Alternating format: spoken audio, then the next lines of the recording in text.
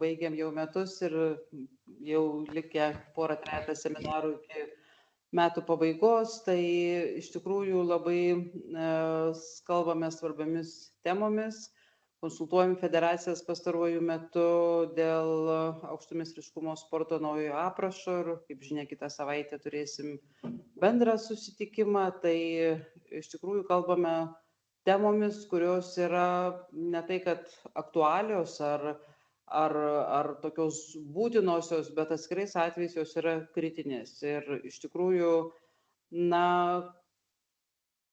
tai, kas vyksta šiandien įstatymo lygmenį, diegimo lygmenį ir praktinių pavyzdžių ir situacijų lygmenį, tikrai labai džiaugiamės, kad mūsų lektorė, prelegentė Jolanta Sakalauskienė iš Socialinės apsaugos ir darbo ministerijos, tam tokiam aukščiausiam lygmenį turėsime informaciją iš pirmų lūpų. Tai norėčiau sveikinimo žodį suteikti Nacionalinės sporto agentūros vadovui Mindaugui Špokui. Prašau. Labą rytą visiems. Tai džiaugiamės, kad Jolantą turim čia ir aš dar norėčiau gal priminti visiems, kad jau šiai dienai sporte lygybė veikia. Tai olimpinėse žaidynėse vienodai medalių komplektų buvo tiek moterų, tiek vyrų pusiai.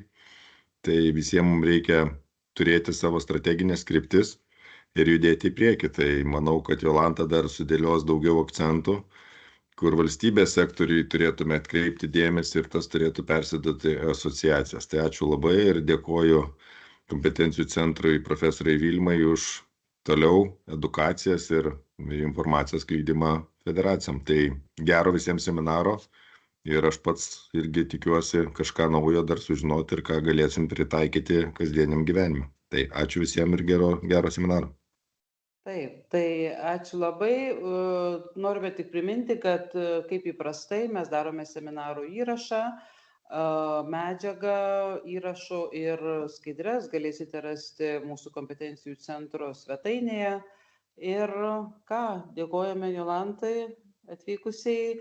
Šiaip turime vieną klausimą, kurį jūs kaip besiregistruojantys esate pateikę. Ta klausimą mes persiuntėme Jolantai, ji tikrai pažadėjo jį pakomentuoti, o kaip visada, jeigu turėsite klausimų eigoje, tai visada galite rašyti į pokalbių kambarį. Albertas sėdi su mumis ir fiksuoja visas geras jūsų mintis. Tai prašau. Tai labas rytas visiems, tai visų pirma tikrai labai ačiū, kad pasikvietėt, nes lyčių lygybė ir lygios galimybės, tai visų pirma ne tik yra Socialinės apsaugos ir darbo ministerijos kompetencijos tema, bet tai yra horizontalios temos, su kuriomis turi dirbti iš esmės visos, tiek valstybinės, tiek nevyriausybinės organizacijos, tiek Lietuvoje, tiek ES mastu.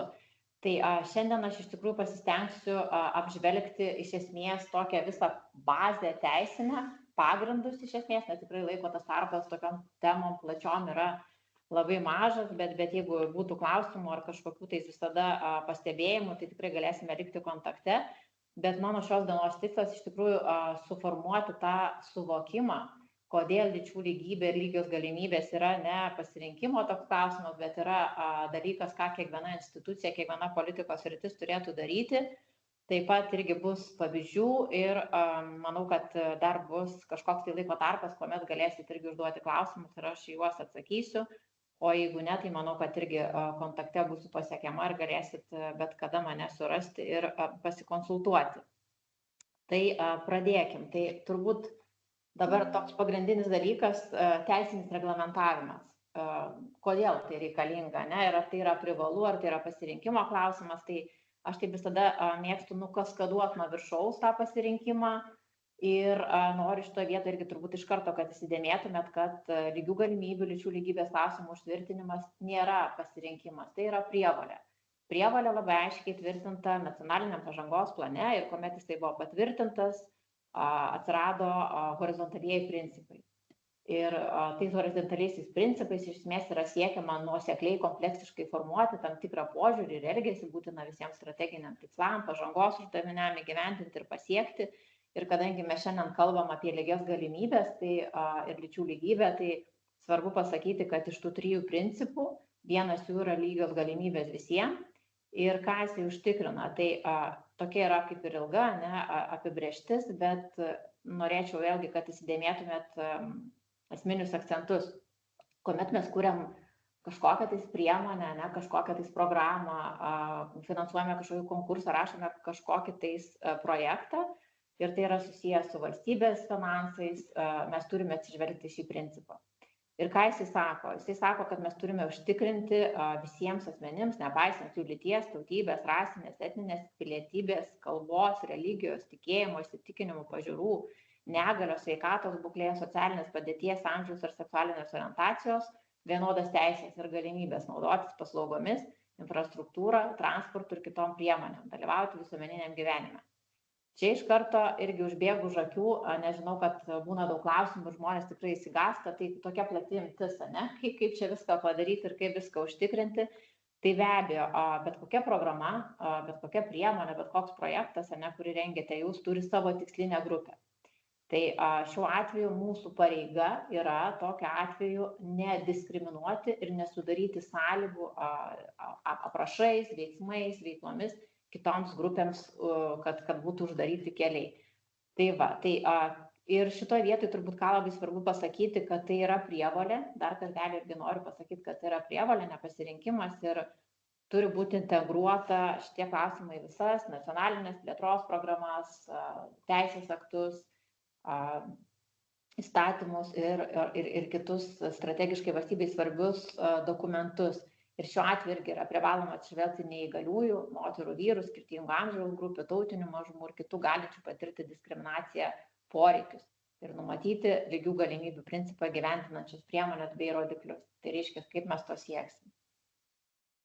Kitas dalykas vėl, ne, apie tą privalomumą ar kaskadavimąsi, tai turbūt irgi, kas dirbate su teisės aktais, su programų priemonėmis, tai irgi žinote, kad strateginio valdymo įstatyme taip pat yra įtvirtintas lyčių lygybės nediskriminavimo principas, kuris vėlgi labai aiškiai pasako, kad rengiant ir įgyvendinant planavimo dokumentus turi būti atsižvelgiama į lyčių lygybės, lygių galimybių ir nediskriminavimo ir vėl yra tas pagrindų visas išvardintas visi išvardinti pagrindai, tai lytis, rasė, tautybė, pilietybė, kalba, kilmė, socialinė padėtis, tikėjimas, įsitikinimai ir taip toliau. Ir šiuo atveju šie aspektai turėtų būti integruoti į visus etapus. Tai mes kalbame ir apie planavimą, mes kalbame ir apie įgyvendinimą, stebėseną, vertinimo etapus, tam, kad būtų užkirstos kelios ir kliūtis ir nesudaryta galimybė diskriminacijai visais etapais. Taip pat minėto mano jau strateginio valdymo įstatymas irgi aiškiai pasako, kad lyčių lygybės ir nediskriminavimo aspektas, kaip ir minėjau, turi būti įgyvendintas visais etapais. Ir dar čia kartelį irgi noriu pabrėžti, kad tai nėra pasirinkimo klausimas, tai yra privalomas aspektas, ką kiekviena institucija, kiekviena organizacija dirbanti su strateginiais dokumentais turi padaryti. Tai šitoje vietoje irgi toksai akcentas apie privalomumą. Kitas dalykas vėlgi, kaskaduojamės toliau, žemiau, kaip aš sakau, mes turime lygių galimybių įstatymo 5 straipsnį, kuris taip pat aiškiai mums pasako, kad užtikrinti mes turime, kad visose teisės aktuose būtų tvirtintos lygios teisės ir galimybės. Mes turime rengti ir tvirtinti įgyvendinti priemonės skirtas lygioms galimybėms užtikrinti. Ir įstatymų nustatyta tvarka, tai vėlgi čia pagal kompetenciją organizacijos turi irgi pasižiūrėti ir remti savo kompetencijos ribose organizacijas, kurios įgyvendina asmenų lygias teisės. Toliau, vėlgi, apie prievolę, šitoje vietoje irgi akcentą dedu visada į pareigą, ne į pasirinkimą. Mes turime moterų vyrų lygių galimybių įstatymą, kuris irgi aiškiai pasako, kad valstybės ir savivaldybių institucijos, įstaigos turi užtikrinti, kad visose rengiamuose priimamuose teisės aktuose būtų tvirtintos lygios moterų ir vyrų teisės, turi rengti ir gyvendinti priemonės skirtas moterų ir vyrų lygiom galimybėm užtikrinti, vėlgi parama organizacijom, asociacijom, labdaros fondam, taip pat turi užtikrinti lygias galimybės. Taip pat labai svarbus akcentas vėlgi apie administracinės ir viešasias paslaugas, tai bet kokios mūsų kuriamos administracinės viešosios paslaugos turi nepažeisti moterų ir vyrų lygių teisių. Tai šie akcentai yra labai svarbus ir kas liečia vėlgi valstybės institucijas, tai bet kokios priemonės liečiančios moterų ir vyrų lygybę turi būti integruotos į strateginio planavimo dokumentus. Tai tas vėlgi yra labai svarbu ir tikiu, kad ir jūs dirbat ir su įvairiom savivaldybėm, turite įvairių konsultacijų. Tai vėlgi svarbu paminėti, kad savivaldybių institucijos priemonės skirtas moterų ir vyrų lygiom galimybėm užtikrinti numato savivaldybės strateginiuose planuose ir veiklos plane. Ir dar vėlgi toksai irgi tiesiog praktinis dalykas, ką irgi reikėtų žinoti, nes tikiu, kad turbūt irgi dalyvauti iš įvairių savivaldybių atstovai. Tai šiuo atveju, kad mes esame irgi iš Socialinės apsaugos ir darbo ministerijos kompetencijos srities, kaip ir įkūrė savivaldybės, paprašė įkurti kiekvienoje savivaldybėje etatą arba priskirtą kažkokią funkciją asmenį, kuris kuruoja lygias galimybės moterų ir vyrų klausimus. Tai reiškia, kad jeigu jūs kažkokiam, tarkim, gyvenat kažkokioje savivaldybėje, tai visada galit paieškoti to žmogaus, kuris ten, tarkim, diegiant kažkokias veiklas, sporto iniciatyvas ir taip toliau galėtų pakonsultuoti, tai kokia ta situacija toj konkrečioje savivaldybėje yra lygių galimybių užtikrinimo ar moterų ir vyrų lygybės klausimais. Tai manau, kad tai yra labai svarbu.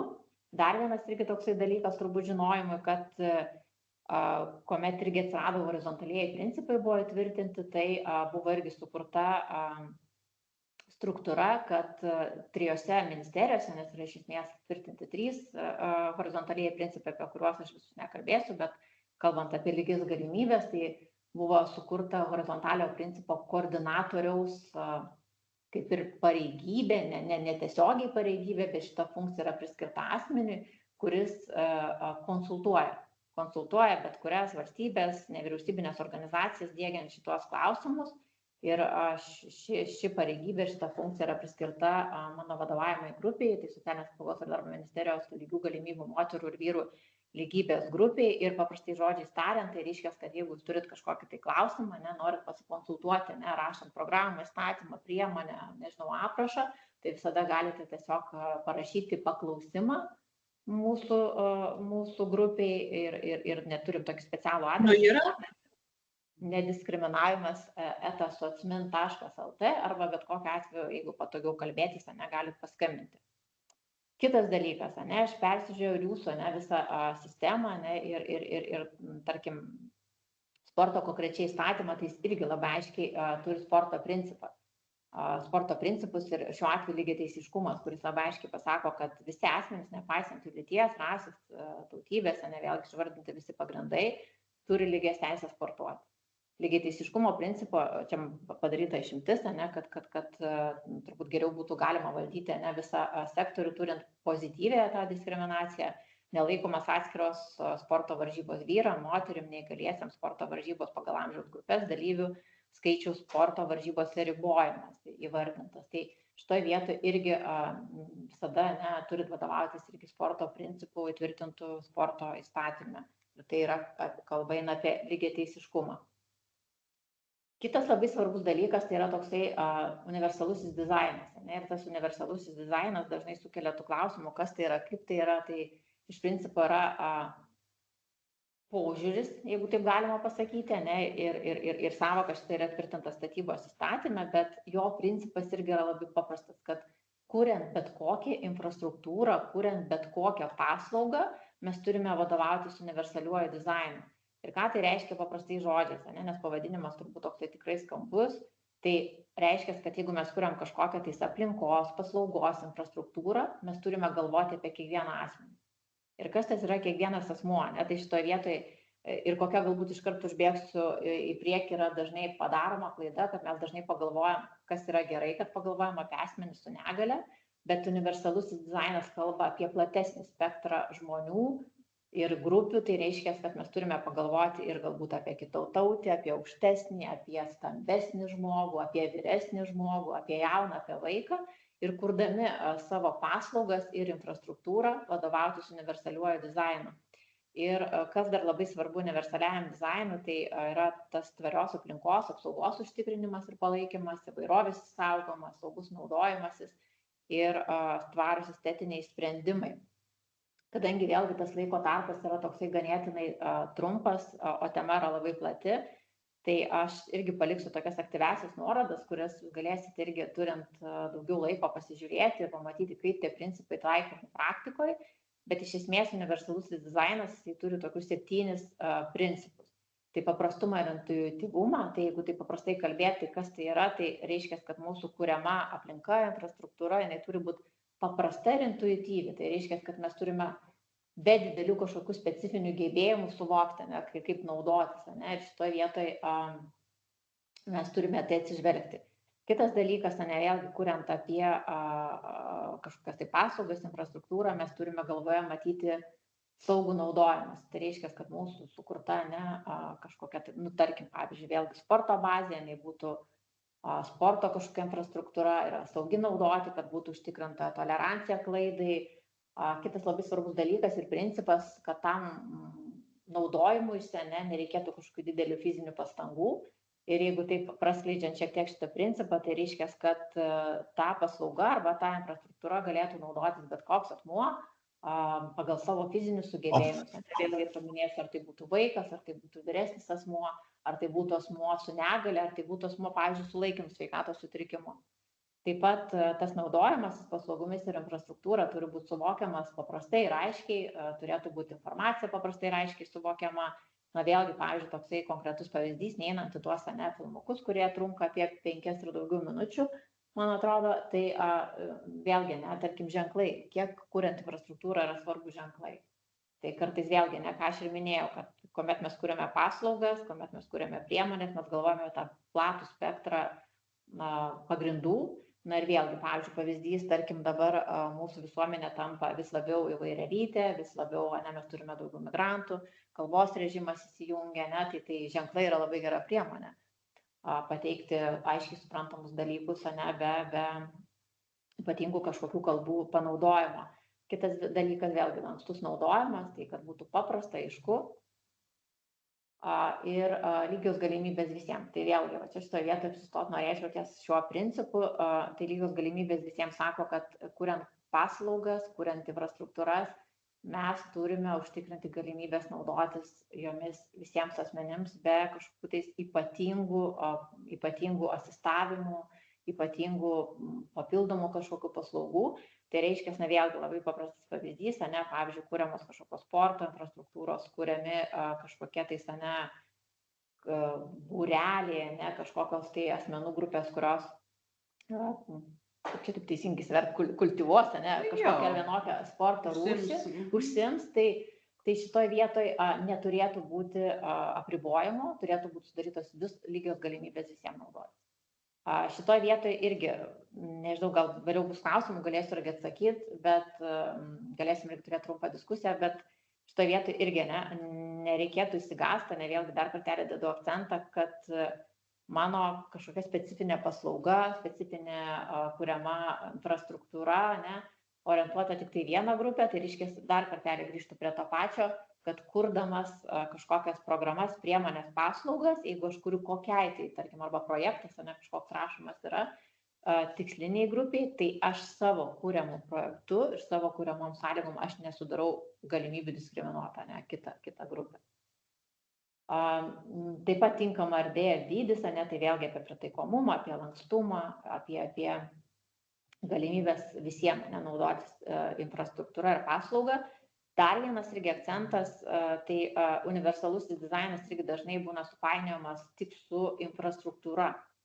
Tai šitoje vietoje irgi noriu pasakyti, kad universalusis dizainas jis kalba ne tik apie infrastruktūrą, jis kalba ir apie paslaugas. Tai reiškia, kad vėlgi, kai mes sporto, tarkim, srityje kuriam kažkokį naują procesą, kažkokias naujas galimybės sudarom, tai mes irgi turėtume pagalvoti ir apie infrastruktūrą, bet ir apie paslaugas. Čia šitoje vietoje irgi dėl laiko apribojimų irgi neįsiplėsiu, bet ką tikrai, irgi kokį galiu palikti patarimą, tai testavimasis, maketavimasis, konsultavimasis yra visiškai pasiteisinę dalykai, kas yra labai reikalinga ir naudinga. Ir vėlgi, tarkim, kuriam kažkokią tais, vėl paprastas labai primityvus pavyzdys, bet kuriam kažkokią tais, pavyzdžiui, sporto infrastruktūrą.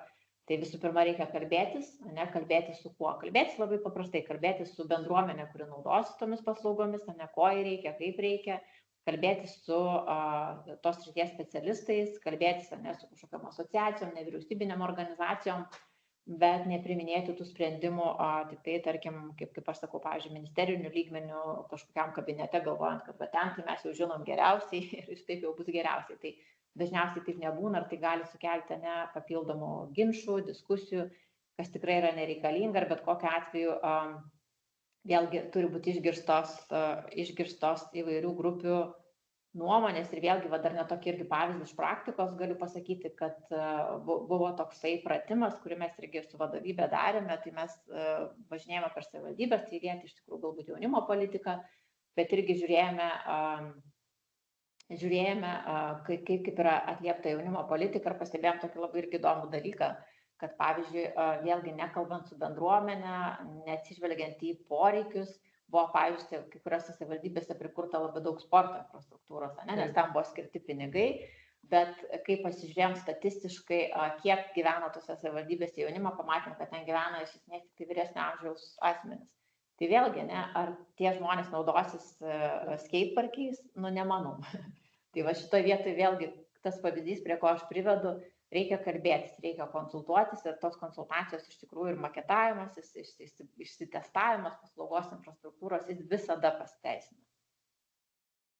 Taip, kitas dalykas irgi, ką trumpai norėčiau paliesti, tai turbūt irgi savo darbuose irgi susidurėt su struktūriniais projektais, su ES finansavimo mechanizmais, tai vėlgi turbūt, kad būtų irgi tvirtintas tas supratimas, tai horizontalieji principai, lyčių lygybės aspektai, jie yra labai aiškiai tvirtinti. Ir siekiant, kad būtų užtikrinta ES pagrindinių teisių chartijos nuostatų laikymasis, tai dar nuo tų 2009 metų, jie jau labai aiškiai buvo įtvirtinti visose dokumentuose.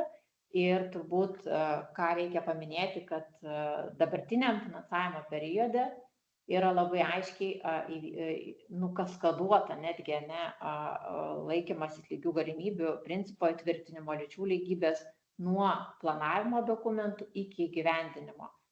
Ir šioje vietoje vėlgi netgi noriu paminėti ir konkrečių pavyzdžių parodyti ir turbūt atkreipti šitą vietą jūsų dėmesį ir tokį domėn faktą, kad priimtumėt, kad tas tinkamas lyčių lygybės ir lygių galimybių klausimo planavimas, jisai nusikaskaduoja labai aiškiai nuo projektų finansavimo sąlygų aprašo, regioninės pažangos priemonių finansavimo gairės irgi labai aiškiai tvirtinta, kad turi būti laikomasi. Tuomet vėlgi yra pasiūlymo dėl projektų specialiųjų prioritetinio atrankos kriterijų nustatymo, keitimo vertinimo metodikoje yra įtvirtinta, projekto gyvendinimo plane yra labai aiškiai įvardinama, kaip ir bus laikomasi. Ir šitoje vietoje, kadangi vėlgi turiu darbo specifikoje tokį pratimą, kuomet irgi mūsų grupė patenka labai daug įvairių teisės aktų, labai daug įvairių projektų, tiek ir struktūrinių, kuriuos mes peržiūrim, tai jau nebe tie laikai, kai galima buvo parašyti, kad bus atsižvelgta į lygias galimybės, bus atsižvelgta į lyčių lygybę, dabar yra labai aiškiai reikalavime pasakyti, kaip bus atsižvelgta. Nustatyti tam labai aiškius rodiklius, priemonės, veiklas ir tai yra prievolė, tai nėra pasirinkimas ir vėlgi, tarkim, konkretus pavyzdys, jeigu mes matome, kad tie teisės aktai, ne tie ten aprašai kažkokie tais, kurie patenka į mūsų grupę vertinimų, matome, kad tai nėra atliepta, mes tiesiog grąžinam. Kitas dalykas, turbūt vėlgi dar toks irgi iš visiškai, kadangi esu žmogus praktikas, iš praktinės veiklos pamatytas, įvertintas daug kartų dalykas, tai visų pirma, irgi mes turime patys labai aiškiai suvokti, kad tas labai aiškus įsivardinimas, kaip mes atliepsim lyčių lygybės, lygių galimybių klausimus, jisai po to mums palengvina patį projektą, tarkim, įgyvendinimą. Nes vėlgi, tarkim, sėkmės atvejais projektas kažkaip būna pražiūrėtas, praeina, bet, pavyzdžiui, vėlgi vertinimo, jeigu, pavyzdžiui, kaip pavyzdys, Centrinė projektų valdymo agentūra, Europos socialinis fondas, vertina projektą ir mato, kad nėra pasiekta, tai tuomet mes to pagrindimo negalime aiškiai pasakyti. Tai vėlgi, kalbant apie projektus, apie idėjas, ką jūs dirbsit ir darysit, nepamirškite aiškiai nusistatyti veiklų, įsikelti aiškiai rodiklių, kaip jūs sieksit. Tai va čia yra labai svarbus dalykai, o vėlgi, tarkim, tiek pačios valstybės finansuojamos priemonės, tiek Europos socialinio fondo finansavimo taisyklės, jos labai aiškiai pasako, kad tas visas kaskadavimas, jisai turi būti nuo planavimo iki netgi projekto sutarties. Taip, kalbant dabar turbūt vėlgi apie valstybės politiką ir ko siekia mes valstybėje, tai kasmet turbūt irgi svarbu paminėti, kad kas 3 metus valstybėje mes rengiam moterų ir vyrų lygių galimybių planą, kur labai aiškiai išsikeliam prioritetus, ties kuriais prioritetais dirbsim, tai iš tikrųjų aš tikrai labai džiaugiuosi, kad turiu šiandien galimybę sporto sektoriui turėti tokį pranešimą ir kad tikrai yra tas susidomėjimas, tai kaip tik vėlgi kitų metų pradžioje mes pradėsim rengti naują planą. Tai tikrai labai pasinaudosiu tomis galimybėmis ir kontaktais, kad buvau kviesta. Tai manau, kad tikrai yra didelė galimybė ir proga padaryti proveržį ir sporto sektoriuje, numatant labai konkrečias veiklas, integruoti konkrečias priemonės. Tai vėlgi, o šiai dienai turbūt apie moterų ir vyrų lygių galimybių planą, tai norėtų paminėti, kad tokie pagrindiniai dalykai, ko mes siekiam, tai skatinti lygias moterų ir vyrų galimybės užimtumo darbo srity, mažinti atotrūkį tarp vyrų ir moterų darbo užmokesčio, integruoti lyčių lygybės principą švietimo programą, skatinti darbo asmeninio gyvenimo pusiausvyrą, skatinti proporcingą moterų ir vyrų dalyvavimą priimant sprendimus ir einant aukščiausias pareigas, skatinti asmenis rūpinti savo sveikata, gerinti pažeidžiamų visuomenės grupių mergaičių padėtį. Ir aš pasąmoningai pažymėjau, išryškinau keletą uždavinių, tai vėlgi keletą veiksmų plano tikslų, nes aš manau, kad šie aspektai išryškinti labai aiškiai atliepia ir jūsų sporto sektorių. Ir šito vietoj turbūt irgi ir darotės tyrimus, ir man teko skaityti, tai vėlgi atotrūkis tarp vyrų ir moterų darbo užmokesčio išlieka. Tai vėlgi yra klausimas, ką reikėtų susitvarkyti, integravimas lyčių lygybės į švietimo, sporto programas irgi turėtų būti tobulintinas. Taip pat vėlgi moterų proporcingas dalyvavimas priimant sprendimus ir einant aukščiausias pareigas. Tai man jau teko irgi pakalbėti su kolegomis, tai iš tikrųjų tikrai turit labai gerų iniciatyvų ir tikrai labai geros ambicijos ir manau tikrai tie rezultatai pas jūs tikrai šioje vietoje yra geri, bet šitoje vietoje, ką aš dar irgi norėčiau pabrėžti, kad visose programose, ir kalbant turbūt plačiai, einant į įvairių sporto šakų, federacijų priimamus sprendimus, rengiamas programas, nereikėtų to rezultato, galbūt, pavyzdžiui, pavienio laikyti kaip pasiekimu, jeigu mes neturim tam atitinkamą reglamentavimą. Tai irgi jūsų kolegė labai tikrai papasako vaizdžiai man apie jūsų dokumentus, kuriuos jūs priėmėt ir tas 40% įtvirtinta kvota, aš manau, kad jinai yra labai gera. Ir ką aš noriu šitą vietą pasakyti ir akcentą uždėti, kad kai kurie sprendimai būna sėkmingi, bet jie nebūtinai būna tvarūs. Ir kaip konkretus labai pavyzdys iš valstybės gyvenimo, formuojamas vyriausybės, pavyzdžiui, aparatas. Tai vėlgi būna vieni rinkimai, mes turime, tarkim, proporcingą moterų vyrų dalyvavimo klausimą vyriausybei, gali klausimai pasiūlyti kitaip, mes neturėsim. Bet jeigu mes turim labai aišku reglamentavimą, tai mes tada turim labai aišku sąstatą. Tai šito vietoj grįžtu vėlgi pamastymui prie jūsų priimamų sprendimų, formuojamų, tarkim, vertinimo galbūt kažkokių komandų, formuojamų valdybų, tai visuomet atsižvelkite į šitą aspektą. Nes vėlgi turbūt kalbant apie lyčių lygybę, tai subalansuota struktūra leidžia priimti aiškius, gerus sprendimus, atsižvelgiant tiek į vyrų, tiek į moterų specifinius klausimus. Tai čia tas yra labai svarbu. Kitas vėlgi mūsų tikslas, kas manau irgi jums šito vietoje turbūt labai tinka, skatinti asmenis rūpintis sveikata. Tai sportas, sveikata, tai turbūt tie dalykai, kas eina koja kojon ir apie tai yra ir jūsų programos. Ir šitoje vietoje irgi raginu atkreipti dėmesį, irgi formuojant programas ir priemonės į specifiką tiek vyrų, tiek moterų, nes vėlgi sveikatos klausimai, jie nėra tolygus. Ir jeigu mes paimtume statistiką mirtingumo, savižalos, įvairių rizikingų elgesių, Tai šitoje vietoje vyrai labai stipriai pirmauja tą negerąją prasme. Tai reiškia, mes turime labai didelę vis dar pirmavom ties savižudybėmis, tiek savižala, ties rizikingų elgesių. Ir šitoje vietoje tai yra susijęs su vyrais. Ne? Tai vėlgi, pavyzdžiui, pasigalvojame apie kažkokias priemonės, reikėtų įsivertinti tos aspektus. Ir dar, kad turbūt irgi tas supratimas būtų aiškesnis, tai kaip mes galime pagrysti, ne, kodėl mes vienas ar kitas priemonės pasirenkam vyram, moterim, tai statistika ir faktai. Ne, tai bet kokia politikos sritis, jinai neturėtų būti formuojama asmeniniam nuomonėm, galbūt nuožiūrom, bet mes turime remti į statistiką ir faktus. Kitas dalykas turbūt irgi, ką labai svarbu žinoti ir į ką irgi turėtų suplaukti ir sporto srities, ne, iniciatyvos ir priemonės, tai mes taip pat turime lygių galimybių įgyvendinimo veiksmų planą ir jis irgi kalba apie šviečiamąsias socialinės integracinės veiklas, kad būtų tvirtinta lygios galimybės, kalba apie mokymų, renginių organizavimus, tai va, iš tikrųjų, ką ir jūs darote, ne, šitoje vietoje šiandien, taip pat kalba apie tyrimus, ne, kas turbūt irgi aktualu labai ir jūsų bendruomeniai, kalba apie tą įvairialytę bendruomenę, ne, kuomet mes irgi galvojame apie veiklas įvairias, apie bendradarbiavimą, tai mes irgi turime galvoti, kaip mes galime įtraukti įvairias asmenų grupės ir jeigu nėra specifiškai projektas tai grupiai, kaip nesudaryti sąlygų, nediskriminuoti atitinkamai kažkurios asmenų grupės. Taip pat vėlgi valstybiniu mastu mes turime finansuojamas moterų ir vyrų lygių galimybių skatinančias priemonės įgyvendinti nevyriausybinį konkursą, kasmet irgi skiriame veiklom 120 000 eurų. Taip pat turime lygių galimybių nediskriminavimo skatinimo priemonėms ir įgyvendinti skirtą konkursą. Tikiu, kad ir jūs savo veiklose ir savo finansavimo mechanizmuose irgi tokių turite. Tai va šitoje vietoje vėlgi prisimenant tai, ką tik minėjau, yra labai svarbu, kad savo finansuojamas konkursais nesudarytumėt sąlygų diskriminuoti įvairias grupės, atsižvelgtumėte į lygių galimybių principus, į horizontalų principą lygios galimybės visiems. Šitoje vietoje dar kartelį dedu akcentą visiems, neįsigastant to visiems, tai vėlgi atsižvelgite tai, kad nesudarykit kažkokiai tiksliniai grupiai, kurdami sąlygas diskrimininių sąlygų kitom grupėm.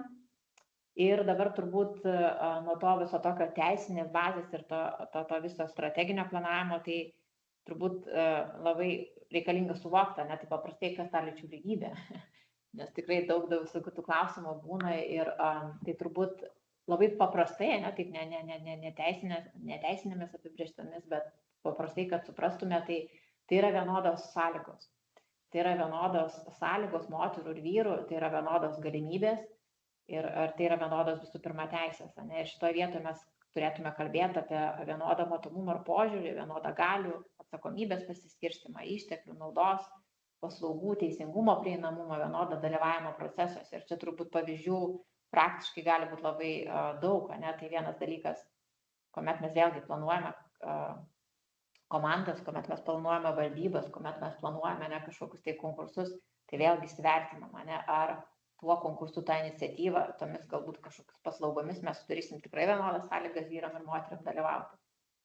Kitas dalykas - ištekliai, naudos. Šitoje vietoje irgi kviečiu pagalvoti, ar kurdami ir planuodami tą patį biudžetą mes įsivertiname, ne?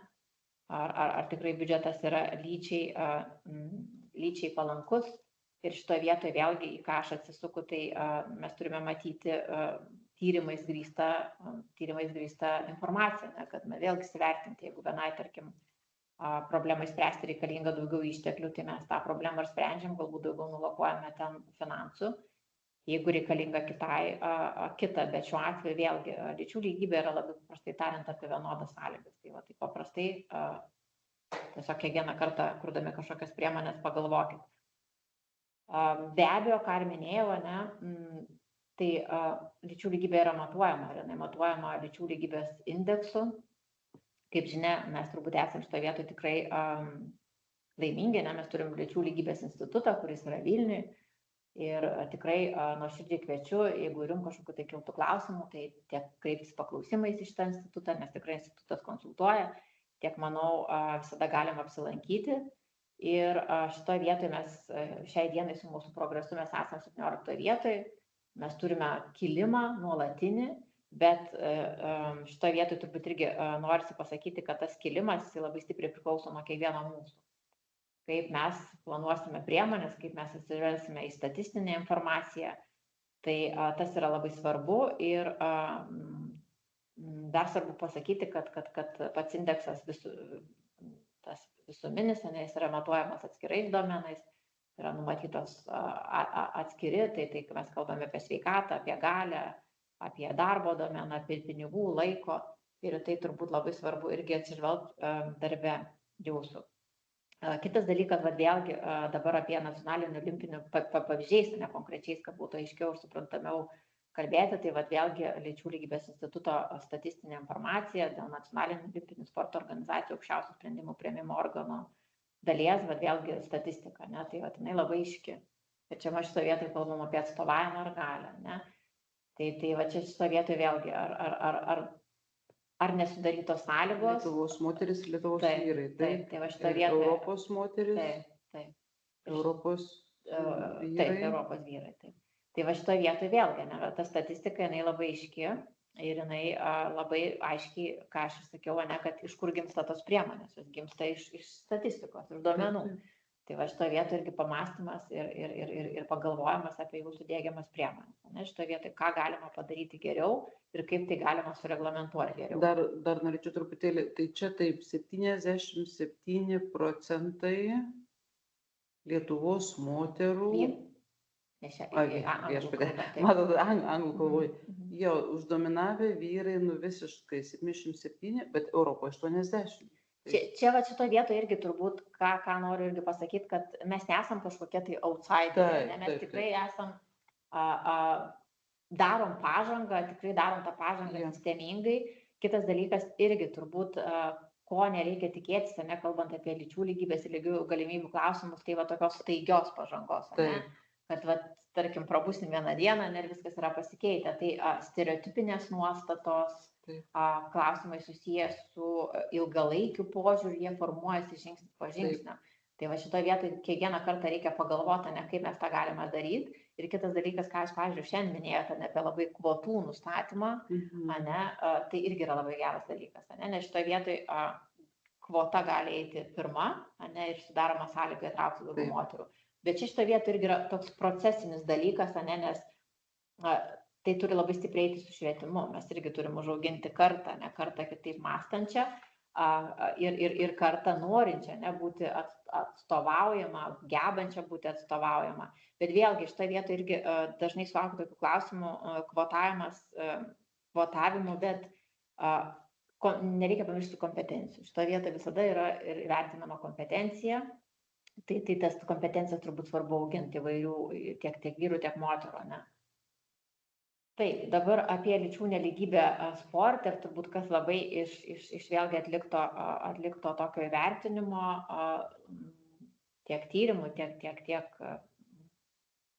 viešai prieinamos informacijos, kas turbūt labai sutiksit ar nesutiksit, tą likusį pusvalandį galėsim padiskutuoti, bet kas tikrai matomai rėžia akį, tai darbo užmokesčio skirtumai, kuomet mes kalbam apie vyrus ir moteris, nepakankamas moterų atstovavimas sprendimų priėmime, nors jis turi tikrai puikiai subalansuotą komitetą, bet visada, kaip sakau, gerai yra geras pavyzdys, bet dar yra ir po komitetų daug įvairių struktūrų, tai šito vietoje irgi reikėtų pagalvoti ir seksizmas ir stereotipai yra labai stipriai išreikšti ir čia vėlgi kalbu ne tik apie Lietuvos kontekstą, kalbu ir apie turbūt ir europinį, ir pasaulinį kontekstą ir tas labai matosi ir žiniasklaidoje. Smurtas prieš moteris ir priekabiavimas išlieka tikrai didelė problema.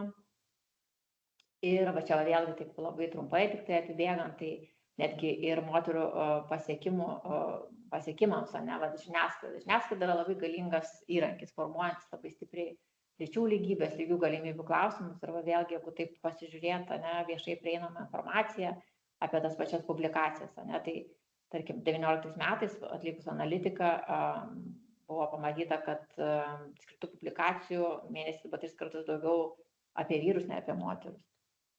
Tai vėlgi mes tada tokį klausimą turim ir savo užduotą, ne, ar pas mus tiek daugiau pasiekimų, ar vyrai kažkur pranašesni šitoje vietoje, ar tiesiog mes taip formuojam nuomonę, ne šitoje vietoje, nes man atrodo, kad turbūt galėtų būti tikrai šitoje vietoje balansas geresnis.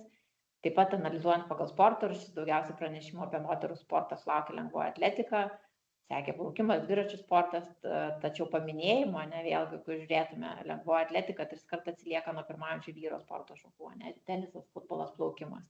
Tai šitoje vietoje čia vėlgi yra, va tokiais mažais dalykais, irgi ir apie, kalbant apie viešą erdvę, apie žiniasklaidą, apie pasiekimus, tai kiekviena žinia, jinai yra žinia ir jinai formuoja nuomonės. Tai irgi labai svarbu tą dalyką žinot. Vėlgi kitas dalykas, tie patys paminėjimai, vėlgi, irgi ta konkreti labai statistika, jinai labai aiškiai parodo, kad 18 skirta 2400 paminėjimų ir skirtinai vyrams 3,3 karto daugiau, šitoje vietoje. Moterų atstovavimas komandinės sporto šakos minimos 4,5 karto rečiau, individualios 3 kartus rečiau palyginti su vyru. Tai visa tai yra minkštosios priemonės, kurios irgi daro poveikį ir labai didelį lyčių lygybei. Nes vėlgi, kaip aš sakau, paleista žinia, komunikacija, jinai yra matoma. Ir tą skaito visuomenė, tą skaito jaunimas, ir jisai taip formuojasi kažkokias tai nuomonės, kad galbūt sportas, tarkim, yra tik tai vyram, pasiekimai yra tik tai apie vyrus, bet iš tiesų tai nėra apie tai.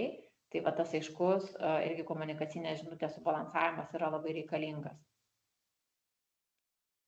Kitas dalykas, čia irgi dar tokia senesnė statistika, galbūt dabar irgi turit geresnės viešai prieinamos, bet vėlgi vertinant 18 metais darytą tyrimą, 12 federacijų turėjo rašytinės taisyklės ir veiksmų planus, kaip išvengti seksualinio smurto ir prieš tai kovoti. Tik 4 buvo integravusios stebėjimo vertinimo mechanizmą, ilgalaikose planuose problemų buvo traukusios tik 15 federacijų ir 4 sudarius rašytinius įstatus. Tai čia turbūt irgi galėtume padiskutuoti, galbūt tie rodikliai šiai dienai yra pasikeitę, bet statistika, su kuria teko susipažinti, šiuo atveju jinai yra vėlgi labai iškalbinga, šitoje vietoje. Tai irgi reikėtų pasigalvoti ir šią problemą spręsti per labai aišku reglamentavimą. Tai reglamentavimas šito vietoje yra labai stipriai reikalingas.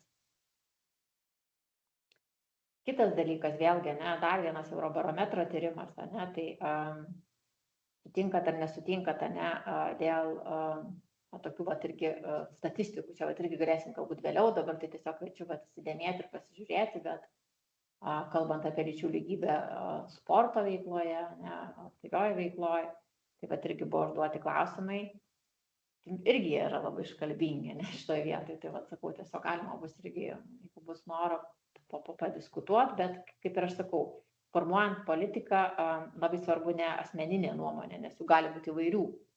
Ir apie lyčių lygybę nebūna dažnai įvairių tų nuomonių, bet lyčių lygybė yra labai svarbus ir lygioms galimybėms faktai ir duomenys. Tai čia yra apie faktus ir duomenys.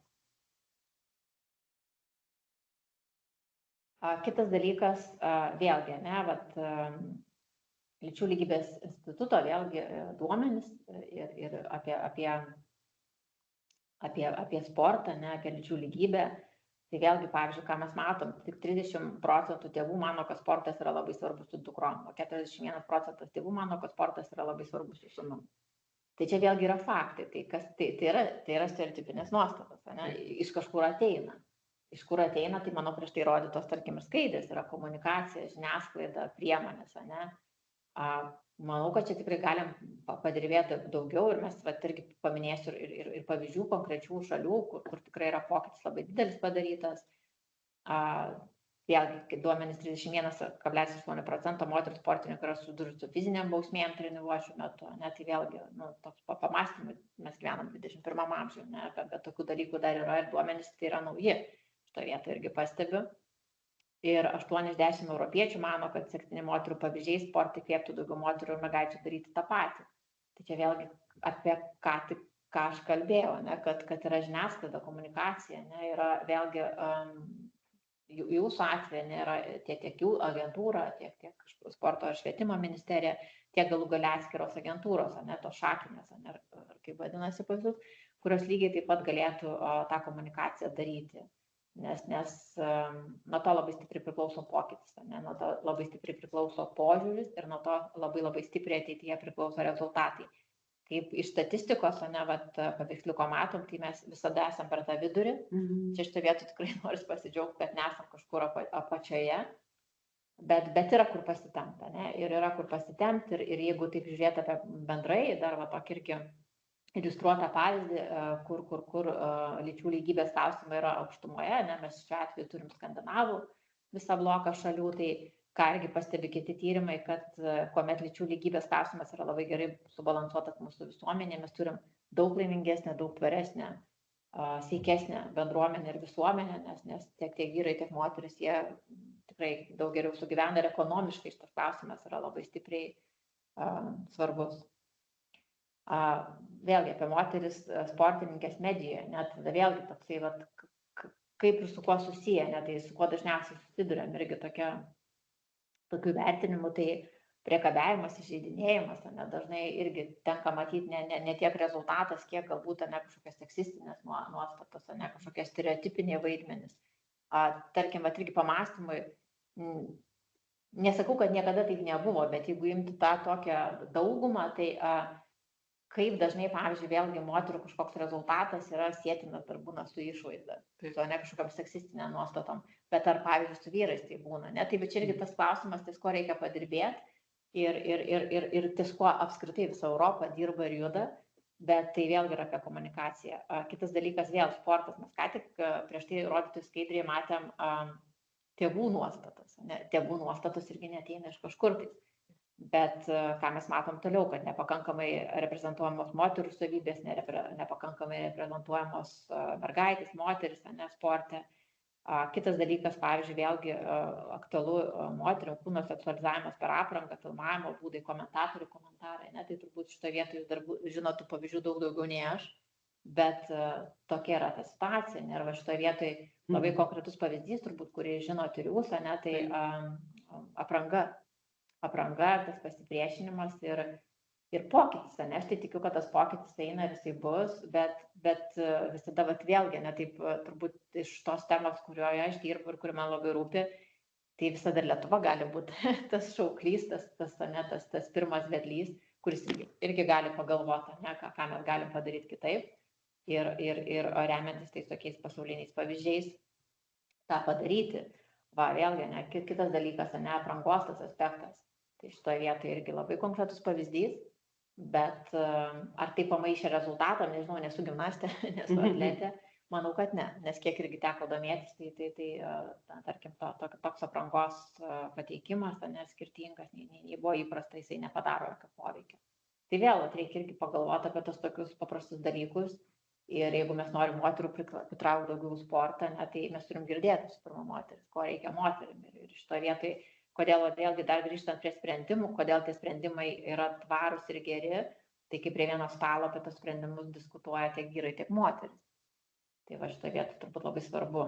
Bet kaip jūs atvertinat šitą situaciją, sakykime, kad jos, pasirinko tą pilno ūgio triko. Tai matyt buvo priežastis, dėl ko jos pasirinko, ne? Ir dabar, man klausimas, ar ir toliau yra išlikę, ne tas pilno, ar jie turi grįžti, nes vis tiek čia bet kokiu atveju pareina nuo tarptautinės federacijos reikalavimų, ne, bet ypatingai dėl aprangos, ne, ir kiek ten nacionaliniai federacijai ir bet klausimui, būtent tuo klausimu, kurį jūs šiandien pristatot, bet to klausimo kontekste. Aš neturiu tokios visiškai informacijos, kaip toliau bus su tą aprangą, bet mano žinojimui, tai šie klausimai laisvėja ir lengvėja, ne, kad yra daugiau paliekama ir girdima moterų balsas. Aš manau, kad toks sprendimas jis yra geras, nes visų pirma, tai yra vėlgi, aš visada ne savo tą nuomonę norėčiau, kad jinai būtų kaip tokia pagrindinė, bet aš remiuosi šiuo atveju statistiką, ir jeigu mes remiame statistiką, tai tų pačių moterų apranga jinai yra kai kuriais aspektais per daug seksualizuota. Ir moteris nesijaučia gerai ir tai yra labai aiškus gestas, kad moteris nori būti atstovavimas, būtent to saugumo, taip kaip jos mato, kaip jos jaustųsi gerai. Tai va čia yra labai geras pavyzdys, kada yra konkrečių pavyzdžių parodyta, kaip jos jaustųsi gerai. Ir jeigu tikėt apie tai, turbūt kokios tendencijos vyksta, aš manau, kad visi dalykai ir pokyčiai jie ir bus į tą kryptį, ne, kad bus girdima daugiau ir bus daroma daugiau, ne, kad tas pokytis išliktų, nes tų turbūt skandalų ir tų viešai tokių nežinomų skandalų, aš manau, kad jų daug yra daugiau, ko mes dar nežinom, bent jau aš galbūt nežinau. Tai tie pokyčiai yra reikalingi, tai aš manau, kad tai yra geras sprendimas. Ir tai yra apie saviraiškos teisę ir laisvę pasirinkti, nenaikinant to pagrindinio tikslo, nes sporto šaka nuo to nenukenčia, reikia pripažinti. Kitas dalykas, vėlgi buvusios diskusijos dėl Nike aprangos dizaino moterų olimpiniai komandai, tai gal jums irgi teko girdėti, bet vėlgi, mes turim vyrą, moterį ir turbūt galbūt jūsų kolegos, jeigu turim lengvaatlečių, galėtų ar pasisakyti, ar pagrįsti, ar paneigti tą nuomonę, bet vėlgi, jinai yra skirtinga, bet jinai galėtų būti ta pati, nes turbūt rezultatam vėlgi tas, ką prieš tai iliustracija parodė, įtakos nedaro. Ir vėlgi turbūt dar reikia suprasti ir įsisąmoninti, kad pačios moteris priėmė sprendimą tą aprangą pakeis, vadinasi, jos tiki, kad ta įtaka rezultatui neturės kokybės. Tai va šitoje vietoje vėlgi apie tą girdėjimą balso.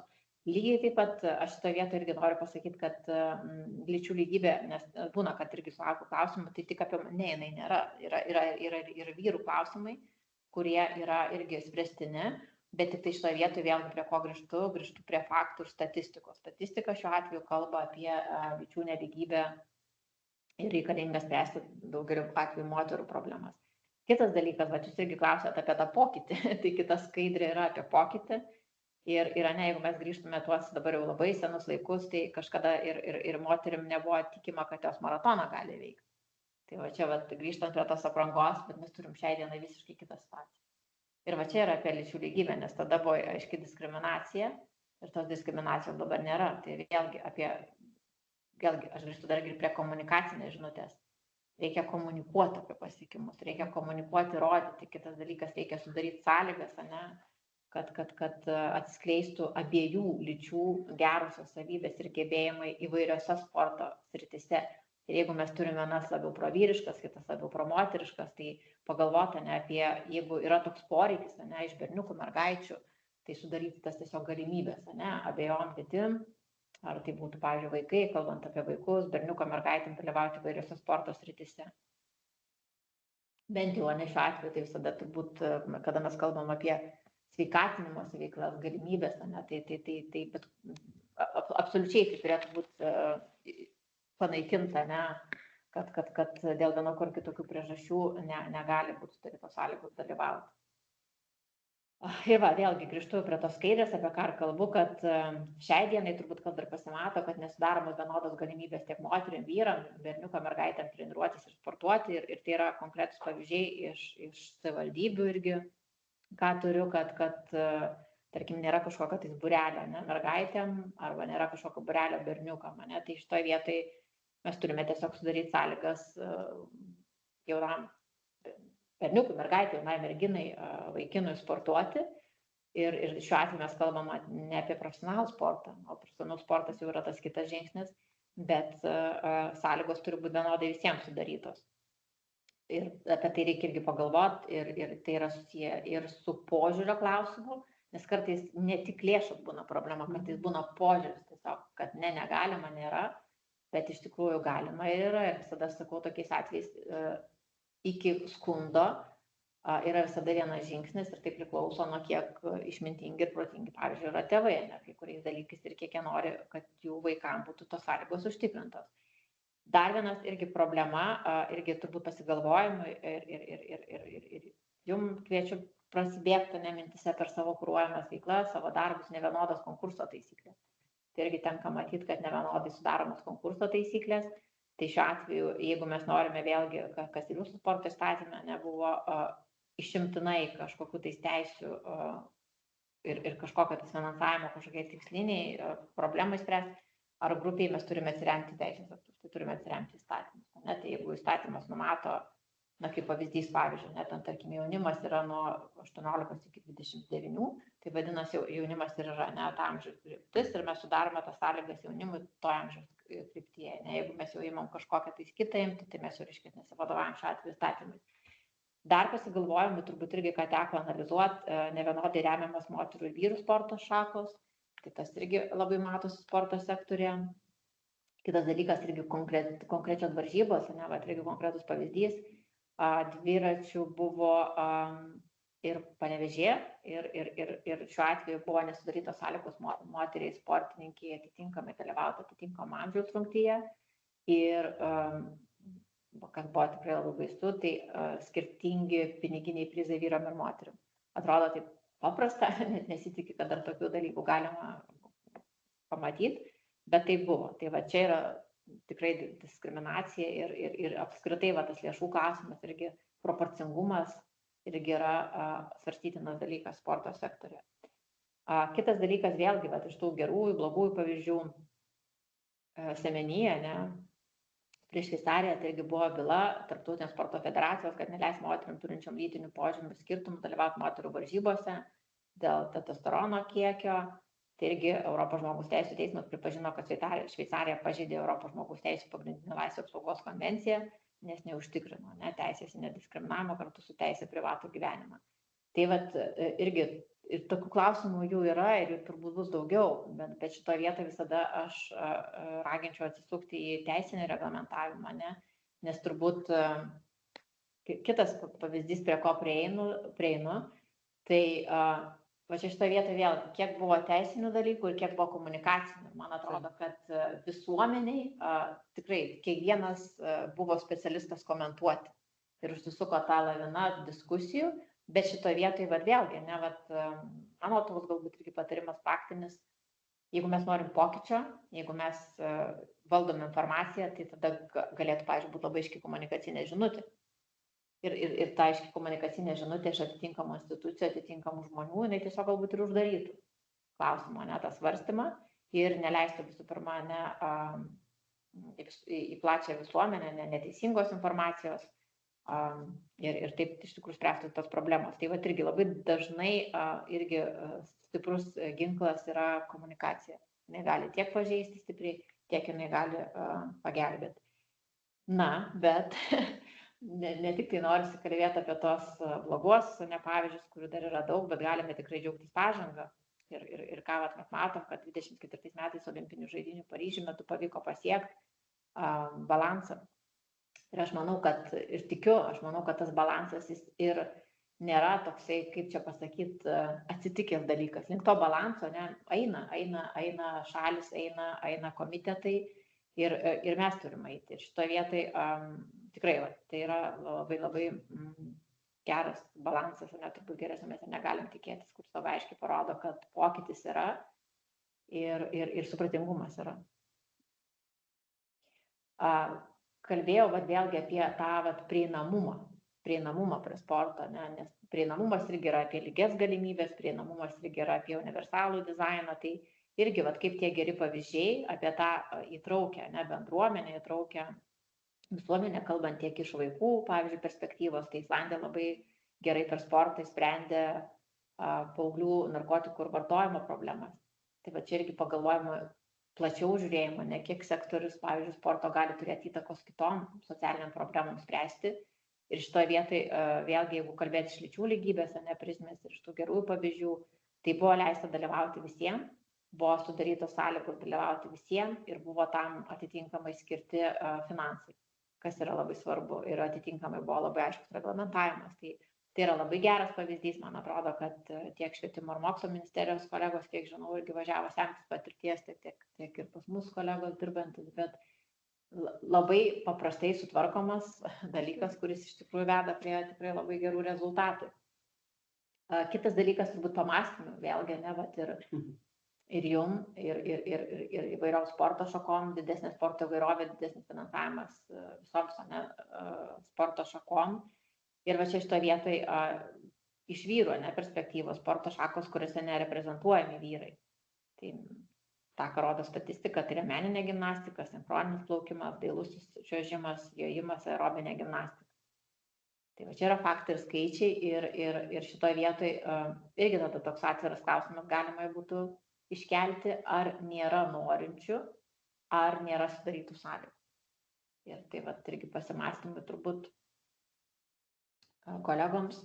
Ir ne tik matyti norintys ir sąlygos, bet čia matyti ir yra istorija, tradicijos, na, tam tikri, vėlgi, kaip sakom, stereotipai, ne, bet, nu, vėlgi, ir skirtingose šalyse skirtingi tie pasireiškimai, ne pačių sporto šakų, nes tikrai sinchroninį plaukimą, vyrų, tikrai niekada gyvenime neteko matyti, klausimas kodėl, ne, ar tai baseinai tie patys, pratimai yra tie patys, vyrų vėlgi galbūt yra fiziologiniai kažkokie dar dalykai, ne, nu tai Taip, bet vyrai tiesiog nemoka šaukti ir nejaučia muzikos. na, turbūt Arba, jaučia. ta prasme, aš dabar šaržuoju truputėlį, bet irgi yra tam tikros aplinkybės, kur, sakau, matyt, čia istoriniai dar ta vystymus yra tam tikros sporto šakos ar šakų grupės ar atšakos.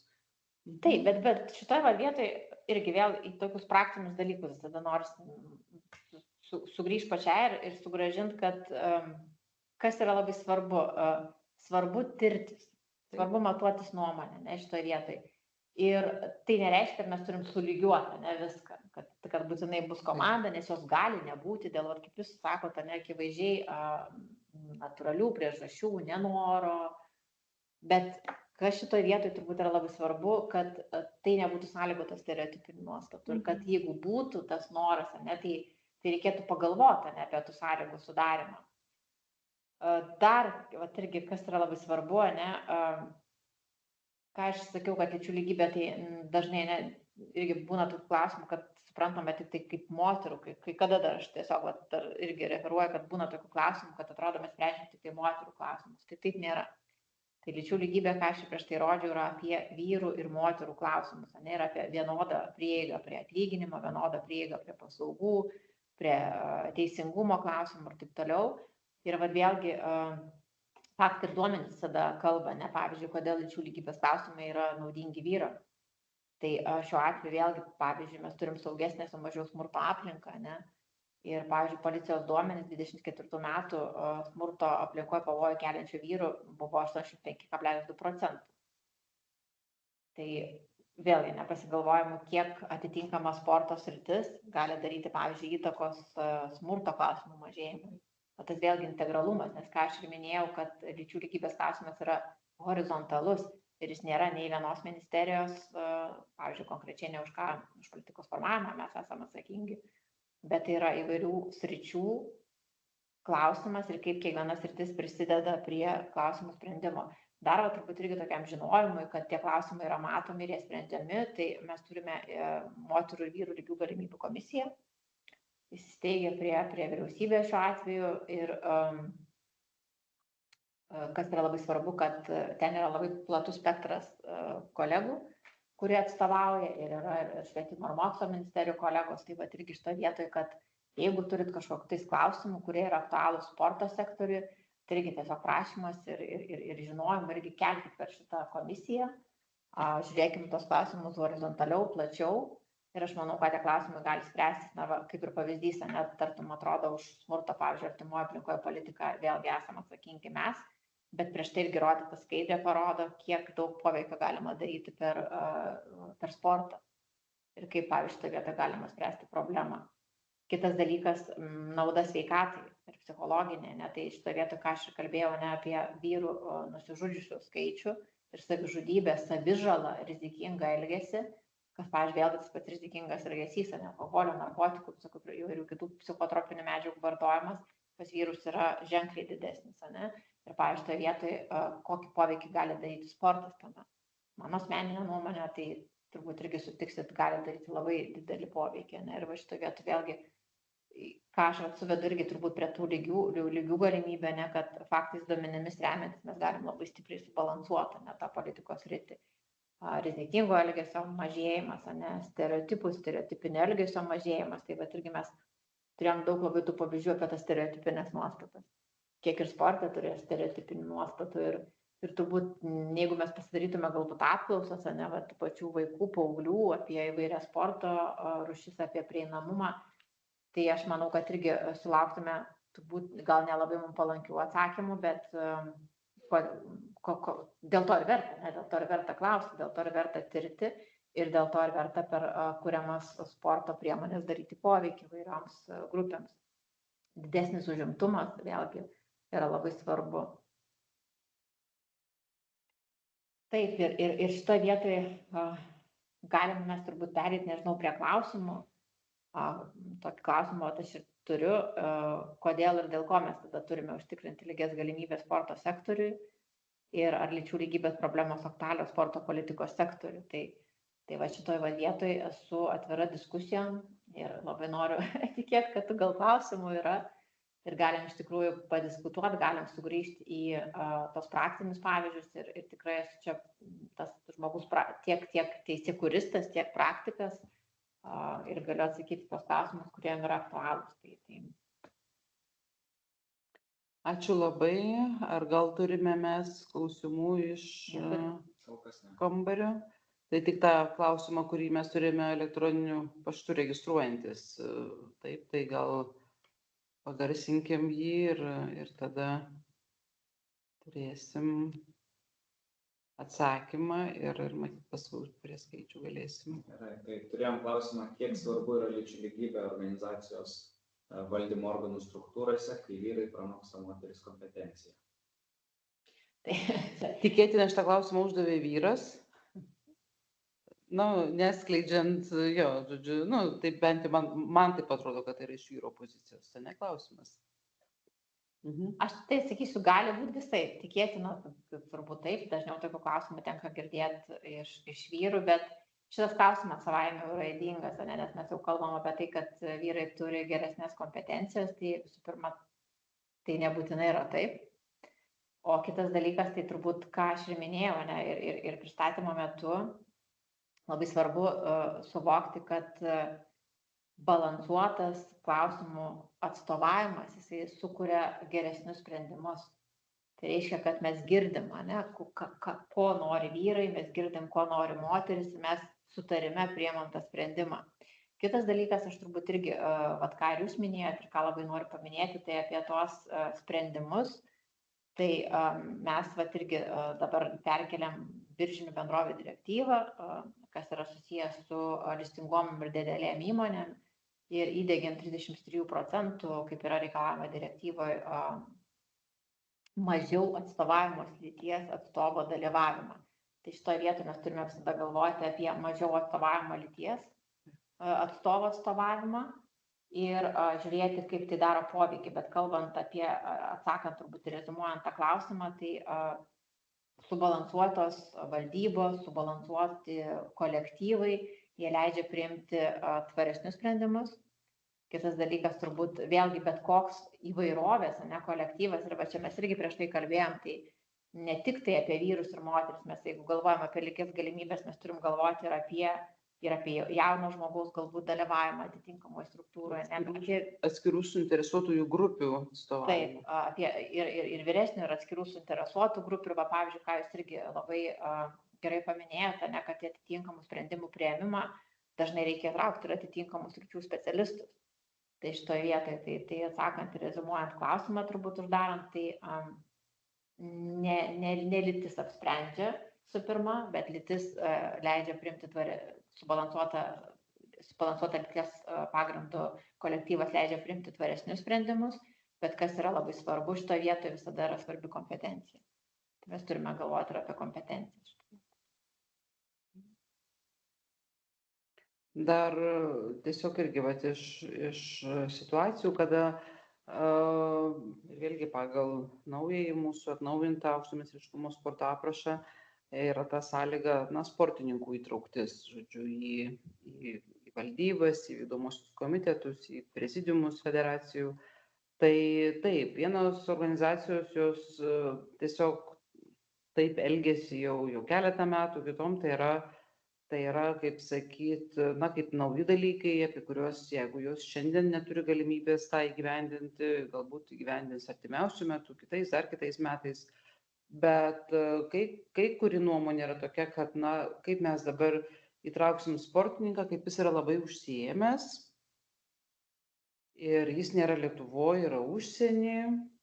Mes ir sakom, jeigu yra 4 metiniai posėdžiai privalomi, tai 1 valandai įtraukti sportininką nuotoliniu būdu, būnant stovykloje Ispanijoje, matyt, nėra tų aplinkybių, kurios, verstų nepriimti sprendimo, kad jis nebūtų įtrauktas į valdymo organus. Tai aišku, visada yra tas susiderinamumo dalykas, visada yra, kaip pasakyti, susitarimo dalykas ir faktas tas, kad tikrai, jeigu mes turime sporto organizacijos ir kalbam apie federacijos pirmiausiai, trenerių komitetus, teisėjų komitetus, o neturim sportininkų komiteto. Tai yra visa mūsų veikla apie sportininkus ir vėlgi čia aukšto meistriškumo ar tuos, kurie yra mėgėjų lygmenį atstovaujami, jie turi būti. Tai kažkaip, matyti žingsnelis po žingsnelio, kaip jūs ir sakot, mes norime eiti į tą pažangą ir šiuo atveju reglamentavimas yra vienas dalykas, kitas dalykas, kaip jūs ir minėjote, tai yra ta šviečiamoji veikla ir tikrai manau, kad šiandien mūsų tas seminaras jis turėtų tikėtina ateityje išsivystyti, išvirsti galbūt ant 1 ar 2 dienų mokymus, kur su praktiniam patirtim, kur, sakykime, organizacijos tiek savo reglamentus, vidaus taisyklės galėtų tobulinti ir atitinkamai kurti labai praktinės programas ir planus su konkrečiom priemonėm įgyvendinimo, kaip tą pasiekti. Aš tai manyčiau dar turbūt, ką čia norėčiau pridėti ir vėlgi, jūs labai gerą aspektą palėtėte apie turbūt profesionalų turinčių patirtinę nuomonę įtraukimą į valdybas, į kažkokius kitus atstovaujamuosius organus. Tai man atrodo, čia turbūt yra požiūrio klausimas, nes šiais laikais nuotolis, man atrodo, tokia yra lanksti priemonė ir tikrai sudaro galimybės dalyvauti, bet turbūt čia irgi toks yra pardavimo pačios klausimas, idėjos, kodėl tai yra naudinga, nes man atrodo, kuomet dalyvauja žmonės, kurie apie tą sritį išmano ir išmano iš praktikos, tai tie sprendimai yra geriausiai subalansuoti. Ir šitoje vietoje aš galbūt noriu irgi pateikti pavyzdį, labai tokių realių pavyzdžių, kuomet irgi, kalbant apie lygias galimybės, pavyzdžiui, buvo projekto, gal ir teko jums girdėti, kuomet, tarkim, bendruomenė yra kuriami kažkokie tais, pavyzdžiui, pusiaukelės namai. Ir šitoje vietoje, čia apie sprendimo tvarumą, mano atsakymas, pavyzdžiui, ir vėlgi nėra kažkokių pasitarimų su visuomenė, su bendruomenė, tai dažniausiai tai sprendimai jie žlunga. Pasipriešinimas. Nes yra pasipriešinimas, yra tada netvarūs sprendimai, yra daromos klaidos. Tai man atrodo, šitoje vietoje būtent dėl tokių priežasčių turėtų dalyvauti profesionalūs sportininkai, žmonės turintys patirtį, kad jie išbalansuotų tą sprendimo priėmimą. Ir tas yra tikrai labai svarbu. Tai manau, kad tikrai tos dalykus, kuriuos ir jūs darote, pradėjo daryti, tai tas turėtų tikrai būti. Ir kitas dalykas, vėlgi balansas. Tikrai siūlyčiau nepamiršti balanso lyčių lygybės, nes, kaip ir sakau, tie klausimai jie leidžia pamatyti kelias pusės. Kitas dar vėlgi dalykas ir amžiaus aspektai, ir lygių galimybių, kiti, tarkim, įtraukimas, pavyzdžiui, vėlgi žiūrint pagal kiekvieną aišku sritį. Bet valdybos jos turėtų būti subalansuotos būtent dėl tvaraus sprendimo priėmimo. Dar turėjom tokį, kaip ir atrodytų šaržuotą klausimą, bet, jis buvo kaip ir visiškai,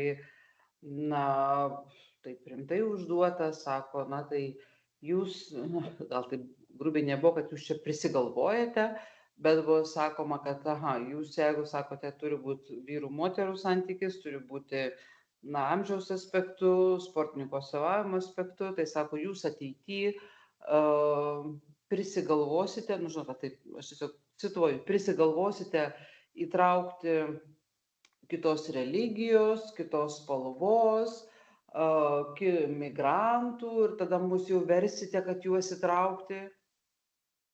Ir mes, taip ir suklūstam, mes neversime įtraukti, mes tiesiog gyvename šiuolaikinėme pasaulyje, globalioj, kaip sakyti, perspektyvų ir jeigu matysime, kad tai yra reikalinga ir taip yra, tokia sankloda, kad juos reikės įtraukti, tai mes ir įtrauksime. Ir čia nieko mes nematom tokio, kad sakykime, galėtų būti kitaip. Bet vėlgi čia matytas, toks, pirmiausia, aišku, visada yra pasipriešinimas bet kokiam pokyčiui. Tai čia priimam kaip normą, kad tai yra natūralu, nors nesinori sutikti su tuo taip. Bet yra tas toksai, kaip sakyti, stereotipinis, matyt, faktorius, kuris yra ant tiek gajus ir mes tada jau, kaip sakyti, jungiam visą savo diplomatiją, toleranciją ir sakom taip, bet ir bus taip, kaip reikės, kad būtų. Bet čia gal irgi toks, tas, aš visada galbūt siūlyčiau, tarkim, tokiem stereotipiniam klausimam turėti statistinę informaciją. Ir grįsti statistiką, ne faktais ir duomenimis, nes turbūt tą politiką ir tas priemonės, kurias mes kūrėm, mes atsižvelgiam į aktualijas, kurias mes turim. Ir tarkim, turbūt tas toks paklausimas, galbūt dėl kas būtų, jeigu būtų, tai jeigu vis tik mūsų visuomenė taps įvairesnė ir tarkime, šiai dienai turim tikrai daug didesnį migrantų kiekį ir tai yra žmonės, kurie yra atvykę ir tai yra faktas. Ir tai yra žmonės, kuriems irgi reikalingas kurti sąlygas ir jie yra čia. Ir šitoje vietoje turbūt irgi reikia pagalvoti, kaip mes juos integruosime. Ir pavyzdžiui, sportas vėlgi yra tikrai nuostabi sritis ir veikla ir priemonė vykdyti žmonių integraciją, ypatingai kalbant apie vaikus. Ir šitoje vietoje turbūt, atsakant irgi jūsų klausimą, aš suprantu, tame ten galbūt irgi kažkokią šaržo dalį, bet o kaip mes kitaip nustatysim, ko reikia galbūt kitos religijos, kitos kalbos, kitų įsitikinimų žmonėms, jeigu mes tų žmonių nepaklausim. Tai dar irgi vienas dalykas, turbūt ką visada irgi kalbant apie bet kokius sprendimus, ir kai aš kalbėjau apie universalų dizainą, apie lygių galimybių integravimą, vienas iš tų dalykų, tai visų pirma, tai remtis faktais ir statistika, nes mes turim tokių žmonių skaičių, dėl to vadinasi mes tos sprendimus darom ir dėl to tų žmonių nuomonės reikėtų atsiklausti. Kitas dalykas prasitestavimas atitinkamo bendruomeniai, kaip ir sakiau, kad klausti bendruomenės, klausti tų žmonių. Kitas dalykas vėlgi, turbūt ir apie, ar mes kalbam apie sporto sritis, ar mes kalbam apie profesionalų sportą ar ne, tai tarkim irgi, kiek žmonės yra išgirsti, kiek yra išgirsti profesionalų sportininkai, kiek išgirsti yra ne profesionalus. Tai čia viskas yra turbūt apie tuos, bet galingas ginklas visada politikos formavime yra faktai ir duomenys, o tam yra statistika. Jeigu jos nėra, tai visada galima tą tyrimą pasidaryti. Aš dėl to ir pasižymėjau. Tikrai mes nekvestionuojam, kad tas faktais pagrįstos politikos formavimas, bet sporto sektorius, reikia pasakyti ir pripažinti, kad mes nesame gausūs duomenimis.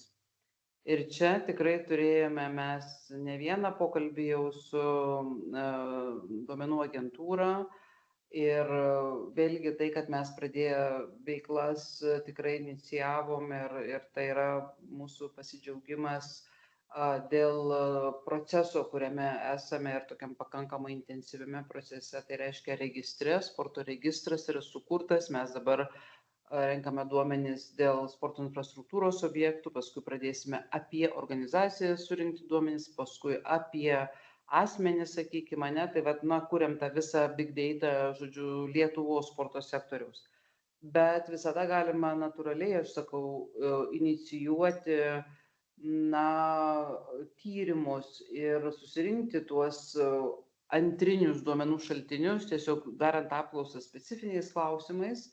Ir prie to pačio pasižymėjau labai simboliškai, kad, kaip ten bebūtų, šiemet mes minim 20 metų, kaip mes esame ES sudėtyje ir būtent 2004 metai buvo paskelbti Europos švietimo per sportą metai ir buvo atliekami 4 tokie stambūs tyrimai apie visas tuo metu 25 ES valstybės ir trečiasis tyrimas, nes aš puikiai juos visus atsimenu, antrame pati buvau nacionalinė korespondentė būtent dėl sporto darbo rinkos, dėl specialistų, bet trečiasis tyrimas buvo būtent apie tą multicultural environment ir kaip mes tuos klausimus sprendžiam.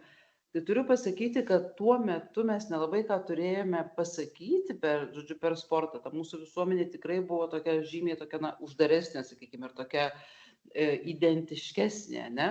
Ir mano kolega, atsimenu, tikrai ten tautinių mažumų departamente ten klausė, gal yra kažkas su sportu per sportą, tai mes apart klubo tuo metu egzistuojančio ir šiandien Polonijos, žodžiu, Lenkų ir Makabių žydų nieko daugiau kaip ir neturėjome ką pasakyti. Tai man tik belieka įsivaizduoti, kad jeigu aš būčiau maniusi, kad po 20 metų reikės sėdėti prie temų ir kalbėti šitais svarbiais klausimais ir vystymasis, yra didžiulė ta tokia perspektyva per pastarosius 20 metų atlikta. Tai tiesiog tikrai džiaugiamės ir turim tą ir teisinį reglamentavimą, ir kas yra labai svarbu, informacijos pasidalinimą, ir tiesiog susikalbėjimą, ir tas horizontalusis prioritetas, aišku, yra tai, ką mes turime, ir aš labai šiandien aiškiai supratau, kad tai nėra rekomendacija, tai yra privalomybė. Tai yra tokia generalinė žinutė iš tikrųjų. Taip, bet turbūt irgi tas toks, aš visada dar sudedu taškus. Tai šitoje vietoje tai tikrai nėra pasirinkimo klausimas, nes tikrai, kaip jūs gerai akcentavote, ilgą laiką buvo galvota apie tai, kad toks kaip ir pasirinkimo klausimas, galiu atsižvelgti ar neatsižvelgti. Arba įvyks savaime. Ar savaime irgi neįvyks, nes turbūt tai pokyčiai labai imlus iš tikrųjų mąstymo pakeitimui, nes tikrai mes irgi tyrėmės ir mes matome, kad tų stereotipinių nuostatų tikrai yra labai daug. Ir mes turbūt vėlgi, kodėl labai svarbi yra teisėkūra, dėl to, kad ir gali būti ir pasikeitimai, ir vyriausybių kaita, ir požiūrių kaitos ir taip toliau. Bet šitas klausimas, bet kokiu atveju jis išlieka, šito vietoj irgi turbūt ką noriu užakcentuoti ir kad tikrai žmonės už ekrano išsineštų, kad tai nėra tas klausimas, kuris iš politinės darbotvarkės išnyks. Nes tam klausimui iš tikrųjų tikrai yra didelis dėmesys skiriamas ir ES kontekste, tai kaip žinia, mes irgi turėsim naują visą komisijos struktūrą, ir šiuo atveju vėlgi bus rengiama ES lyčių lygybės nauja strategija, nediskriminavimo strategijos. Tai šitoje vietoje tie visi dalykai, jie tiek nuo europinio lygmens bus svarbus ir yra svarbus, lygiai tiek pat irgi nacionaliniu lygmeniu. Dar vėlgi jūs palėtėte labai gerą temą, duomenys. Tai duomenų stoka, manau, kad yra šiai dienai tikrai didelė problema valstybėje bendrai. Ir nekalbant turbūt tik apie sporto klausimus, kalbam bendrai apie lygybės duomenis ir mes irgi Socialinės apsaugos darbo ministerija kartu su duomenų agentūra judam su tokiu dideliu naujų projektu dėl lygybės duomenų strategijos sukūrimo, kame tikrai bus labai svarbus ir jūsų indėlis, tai irgi labai džiugu, kad jūs irgi mato duomenis ir faktus kaip pamatą politikos formavimui, tai kaip tik tas projektas dabar rengimo stadijoje yra ir turėtume neužilgo pateikti vyriausybės nutarimu vyriausybės kanceliarijai. Kitas dalykas, turbūt vėlgi, dar ką aš irgi norėčiau paminėti, keletą tų tokių svarbių dalykų, tai ir teisėkūroje dar irgi gali būti pokyčių ir tie pokyčiai turėtų būti pakeliui, nes irgi mes esame pateikę vyriausybės kanceliarijai teisėkūros pagrindų įstatymo pakeitimą, kuriame pokytis, jeigu būtų priimtas, yra numatytas tas, kad visus teisės aktus, kurios rengia valstybės institucijos, kurie yra susijęs su valstybės strateginiais uždaviniais ir tikslais, o tas pats ir jūsų sporto įstatymas irgi nusako labai aiškiai, kad Švietimo ir mokslo ministerija, formuodama politiką, nusako labai aiškius nacionalinės pažangos strateginius tikslus ir uždavinius. Tai vėlgi teisėkūros pagrindų įstatymas sukurtų pareigą visus teisės aktus vertinti per lygių galimybių prizmę. Tai čia šitie dalykai yra labai svarbus ir jie netaps, ką jūs irgi gerai užakcentavot ir bendruomenė norėtų jūsų užakcentuoti, netaps pasirinkimu, jie taps ir jau yra dabar, privalomi. Tai turbūt kodėl tai yra svarbu, ir kodėl tai turėtų tas pokytis rastis ir tai neturėtų būti toks labiau nuomonio apsikeitimas. Turim klausimą. Turime dar vieną komentarą, tai apie tokią opę problemą, nelabai malonų dalyką. Tai pastebėjimas iš Triračių sporto asociacijos. Ne apie lyčių lygybę, bet apie atskirų grupių lygybę sportą. Tai sportininkai su negale diskriminuojami skiriant jiems labai nepatogius, tai arba labai anksti ryte, arba labai vėlai vakare laikus treniruotėms sporto stadionuose, maniežuose, nes jie kitos sporto šakos bendruomenės traktuojami kaip trukdantis kitiems sportininkams. Ir prie to pačio dar vienas realus pavyzdys, tai vaikų su negale diskriminacija, atsisakant priimti juos į grupinės treniruotes su kitais vaikais. Tai čia turbūt gal, sakyčiau, toks net neklausimas, kaip jūs gerai ir pasakėte, čia toks yra nuogastavimas išreikštas, tai labai apmaudu iš tikrųjų, kad tokie dalykai yra, nes, kaip ir sakiau, negalios klausimas turbūt ir apskritai turėtų būti opus ir svarbus visom organizacijom. Ir čia tikrai iš to bent jau ką aš tai girdžiu, nes visada, kaip sakau, turi būti ir kažkokie kiti dalykai, kurie galėtų būti išgirsti, bet tai yra iš tikrųjų diskriminuojama grupė ir reikėtų pagalvoti apie tos sprendimus, kaip tą galima būtų padaryti. O tų būdų, vėlgi kalbant apie vaikus, tai mes labai greit nurašom atitinkamai grupės, ką ir kalbėjote ir jūs, jeigu mes kalbėtume apie įvairialytiškesnę visuomenę ar bendruomenę, apie migrantų grupės, apie kitų įsitikinimų.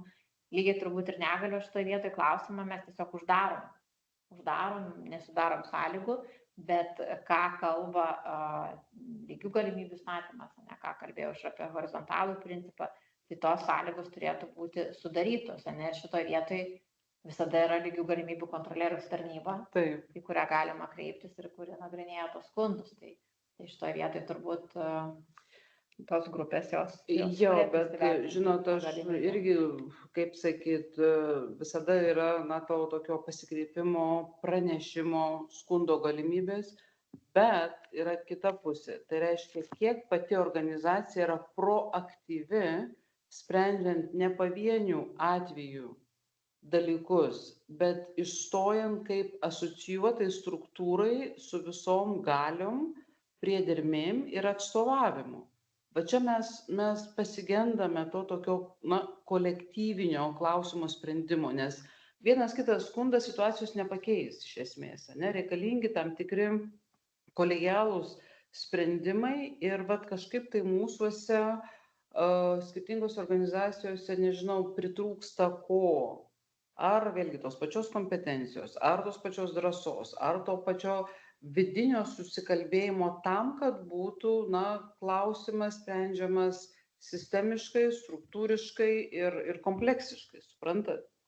Tai mes tokio daugiau, gal čia vėlgi, aišku, yra įrašas ir tikrai atsakingais noriu tą pasakyti, kad toks, žinot, pavirkšlenimas vienur ar kitur, jisai net kuo toliau jisai tuo labiau sumenksta, nes jisai neturi galios savyje keisti iš esmės situaciją. Tai neįgaliųjų sporto, kaip pasakyti, asociacija, paralimpinis komitetas, kurčiųjų komitetas, silpnaregių mūsų aklųjų, žodžiu, sporto, tai mes turime 5 sporto, neįgaliųjų sporto organizacijas nacionaliniu mastu. Tai yra didžiulė jėga. Ir čia mes turime tikrai turėti,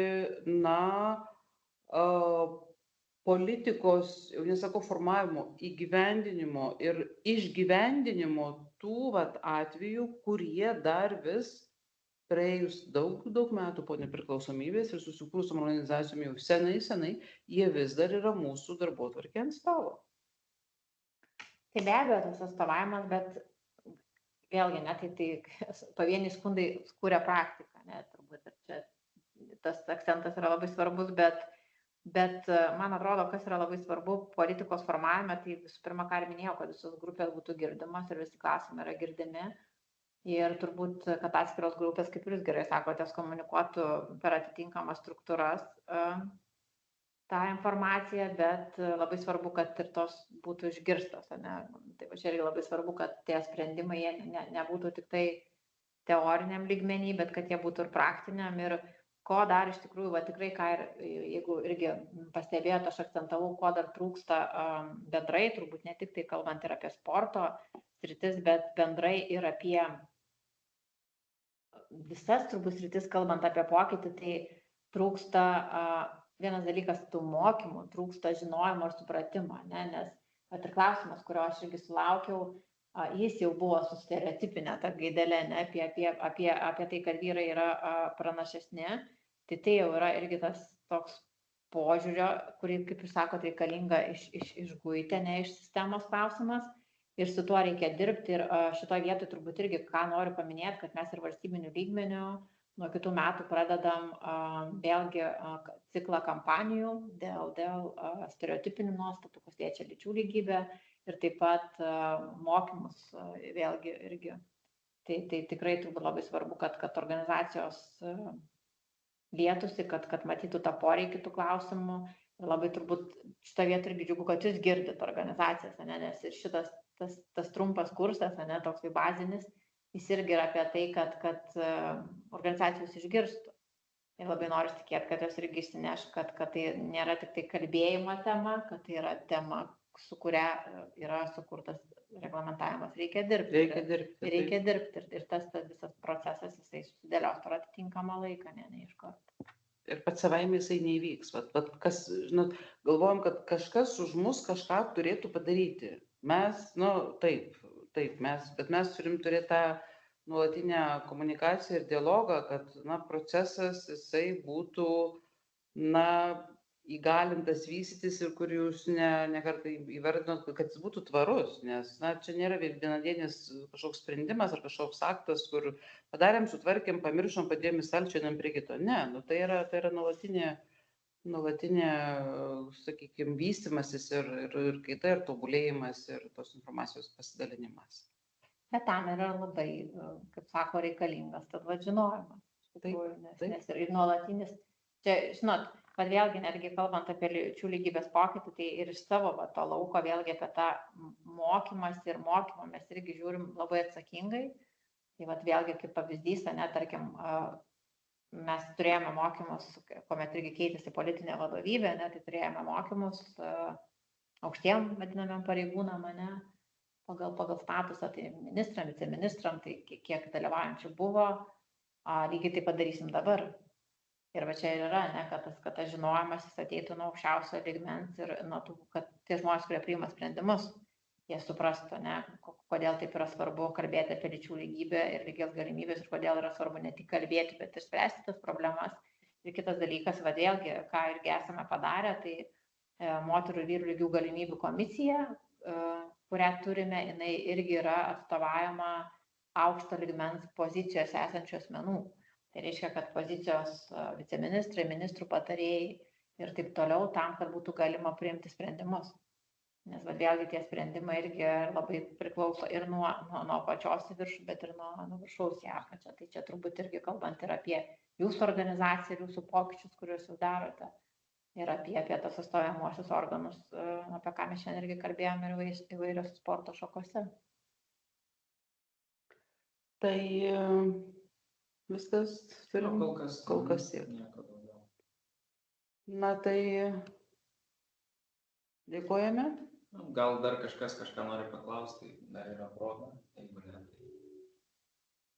Ir aš kaip tik sakau, kad atskirom temom tikrai šiemet mes jau per 10 seminarų įvairiausiomis temomis vedėme ir dar keletą seminarų iki metų pabaigos liko. Tai daugeliui temų mes tikrai padedam tam tikrą pagrindą, nuo kurio ta šviečiamoji veikla ji turėtų tikrai tęstis ir turėtų turėti tą pritaikomumą ir eiti tiesiog paraleliai, veiksmas, švietimas, veiksmas ir eiti link tos pažangos ir progreso.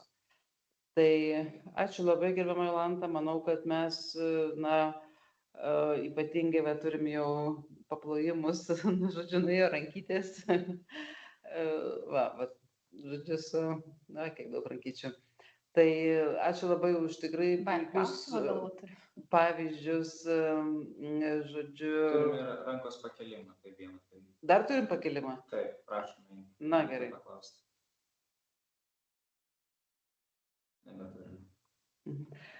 Bet kokiu atveju pasiliekame prie įrašo ir labai ačiū Jums už pavyzdžius labai šiuolaikiškus ir statistikos ir situacijų būtent iš sporto srities, nes mes visada, tas adaptyvumas yra tikrai didžiulės vertės ir tikrai iš savęs turim daryti tam tikras iniciatyvas dėl duomenų tikrai surinkimo ir įvairių tyrimų ir apklausų vykdymo tam, kad turėtumėm atsakymus į klausimus ir ne taip, kad kaip man atrodo, bet pagristus faktais, skaičiais ir duomenimis.